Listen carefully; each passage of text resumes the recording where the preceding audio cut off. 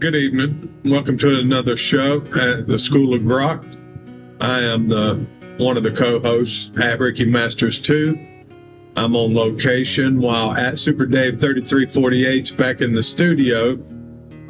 We were breaking out live with our new series, I Can Fix It. And I think that with we the people working as one, everybody knowing what we need, it ought to be an interesting program. I believe that it pretty much goes as most Americans do not need another speech on how complicated the world is. They already know what the situation feels like in their own lives. Energy bills are higher, gasoline costs more, groceries take a larger share of the paycheck, insurance premiums keep climbing, clothing and basic household goods are more expensive. Medical costs remain a constant pressure. At the same time, the country continues to discuss new military commitments and foreign conflicts while those everyday burdens stay unresolved. That is the situation. What is often said is different. We are told the pressures are temporary or the result of the forces no one can control, or that the next round of spending, the next regulation, or the next election will finally correct the course. We are told that the institutions are fundamentally sound and only need better management. We are told that stepping back from foreign entanglements would be dangerous and that questioning long-standing arrangements is somehow unpatriotic. The gap between lived situation and the official story is the starting point. When costs rise year after year and trust in institutions falls at the same time, the honest response is not to defend the current path. The honest response is to ask whether the incentives and power structures themselves are producing these results. That brings us to the core requirements we are going to discuss. First, America first. The simple principle that primary duty of the government is the security, prosperity, and stability of its own citizens. Second, restoring affordability in the essentials that shape daily life. Third, genuine restraint on foreign military involvement so that the American resources and attention are not permanently diverted. Fourth, and most structural, a fundamental break from the corrupt trajectory, a decisive departure from a system whose incentives and power structures keep generating the same outcomes so that a durable, accountable foundation can be built instead of more incremental fixes inside the same framework. These are not slogans. They are measurable conditions that would have to be satisfied for any serious claim of progress. Now, the most important question, why? Why does this matter enough to restructure rather than simply manage? Because a country that cannot keep the basics affordable for its own people, that continually finds new foreign commitments while domestic pressures mount, and that treats rising distrust as a public relations problem rather than a diagnostic one, is not one on a sustainable path. The why is not abstract ideology. The why is accumulated effect on households, on the next generation's prospects, and on the basic legitimacy of institutions. When people conclude that the system no longer responds to evidence or their material reality, the foundation weakens. The longer that continues, the harder any later correction becomes. The why, then, is preservation of a functional country that prioritizes its own citizens and can still deliver rising living standards rather than manage decline. That is the diagnosis. The next question is how. The how begins with method. It requires a standard of evidence that does not start from the assumption that official narratives are complete or that institutional incentives are benign. Two contemporary examples of that method, offered only as illustrations, are useful here. Candace Owens has her own initiative pursued detailed public examination of the Charlie Kirk matter, pressing for primary sources, timelines, and inconsistencies rather than accepting the first account offered. Tucker Carlson has applied a similar insistence on following evidence in his examinations of foreign policy decisions, the real-world impact of economic policy on households, and what he describes as a political system that no longer functions as advertised. Neither of them knows anything about this conversation. Both have stated clearly that they have no interest in seeking office. Their relevance for this discussion is not personal. It is the approach. Sustained, independent scrutiny that treats official claims as claims to be tested rather than truths to be repeated. That approach is uncomfortable. It will not be the answer everyone wants. Some will prefer narratives that protect existing arrangements. Others will prefer narratives that assign blame in familiar directions. The standard we are describing is different.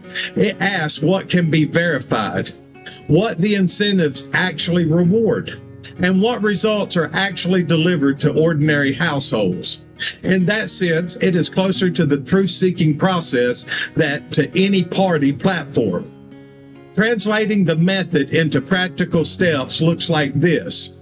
First, demand the same evidentiary standard from every major institution. Policy claims about cost, security, or necessity should be tested against outcomes, not against the prestige of the people making them. Second, measure every significant decision by its effect on American households first. If a policy raises the cost of energy, food, or Medicare, or commits resources to foreign conflicts with unclear national benefit, then the burden of proof should be high and public. Third, treat transparency as a structural requirement rather than an optional virtue. Secrecy that protects institutional reputation while cost and distrust rise is not neutral. It is a part of the trajectory that needs to be broken. Fourth, build accountability that does not depend on the goodwill of the same actors who benefit from the current incentives. That means clearer metrics, shorter feedback loops, and consequences that apply regardless of party or position. Fifth, accept that a durable foundation cannot be constructed while the old incentives remain dominant. The practical path is therefore not endless negotiation inside the existing framework. It is the deliberate construction of different standards and different measures of success. None of this requires perfection or omniscience. It requires the consistent application of a simple test. Does this decision make the country more able to keep its own people's essentials affordable and its own future intact? Or does it continue the pattern that has produced the present situation? The independent methods we have referenced show that such a test is possible. They also show that it will meet resistance because it threatens comfortable arrangements. The resistance is predictable. It does not change the underlying reality. The why remains the same. A nation that cannot stabilize the daily economic life of its citizens while remaining entangled in open-ended foreign commitments is choosing a path of declining legitimacy and declining capacity. This is how to stop defending that path and to begin measuring every major choice as a different standard. Evidence over narrative, household results over institutional preservation, and a durable foundation over managed continuity of failure. This is the work. It is not the most popular message available. It is, however, the one that treats the situation as it is rather than as it is described. And it is the only basis on which a serious claim to fix what is broken can rest. Now sit with these questions, grounded in what actually happened rather than what is said about it. If the essentials of daily life keep getting more expensive while new foreign commitments continue to be discussed, what evidence would finally convince you that the current path is not temporary? Okay. When official explanations and lived cost move in opposite directions for years, which one should set the standard for the next decision? All right. If independent examination of fact is treated as disruption rather than necessity, what does that say about the health of the system being examined? Yeah. What measurable improvement in the daily economic reality of ordinary households would have to occur before you would believe the foundation is actually being repaired rather than merely described as sound? Huh.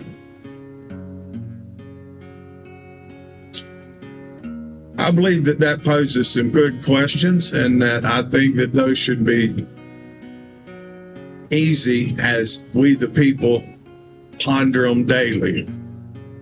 Matt Walsh has repeatedly and publicly prioritized the domestic cost of living crisis. In early August 2026, he stated that grocery prices remain high and rising, calling on leaders to make addressing the number one priority and to end the stupid foreign wars so attention can return to the issues that directly affect American households.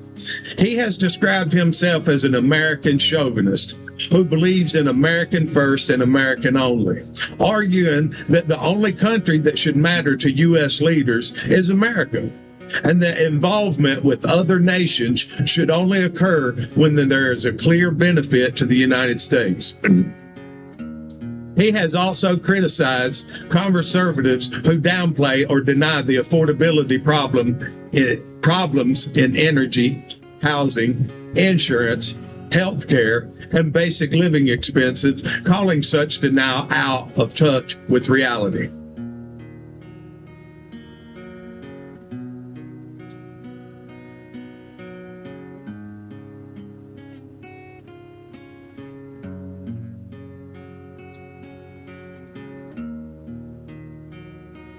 Ben Shapiro, co-founder of the Daily Wire, has taken a different public posture on foreign policy. He has described recent U.S. military actions related to Iran as among the bravest foreign policy moves of his lifetime, and has argued for a peace through strength approach that includes credible threats of force. On the cost of living debate, he has criticized messaging that treats high prices as a reason to pull back from foreign commitments, instead emphasizing free market tools such as reducing tariffs, deregulation, and other supply-side measures. Shapiro's career path is also a matter of public record. He became a nationally syndicated columnist at age 17, graduated from UCLA and Harvard Law School, worked briefly in law, joined Breitbart News as editor-at-large in 2012, and left that outlet in 2016. He co-founded the Daily Wire with Jeremy Boring in 2015. His public position on Donald Trump shifted over time. He did not support Trump in 2016 election, later backed him in 2020, and actively supported and campaigned for him in 2024. The contrast in output is observable. One host has placed heavy and repeated emphasis on ending foreign wars in order to focus on soaring everyday costs for Americans. The other has placed heavier emphasis on robust foreign policy engagement and market-oriented solutions to domestic economic pressures.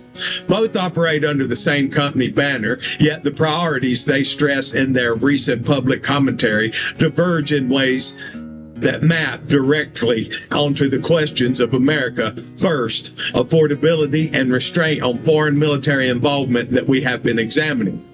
This is not a judgment of character or private motives. It is simply a record of what each has chosen to emphasize in public. Candace Owens worked at the Daily Wire, co-founded by Ben Shapiro, until March of 2024, when the company announced that it and Owens had ended their relationship. This followed months of public disagreement, particularly over Israel policy and commitments that Shapiro and others described as anti-Semitic or crossing into conspiracy theory territory.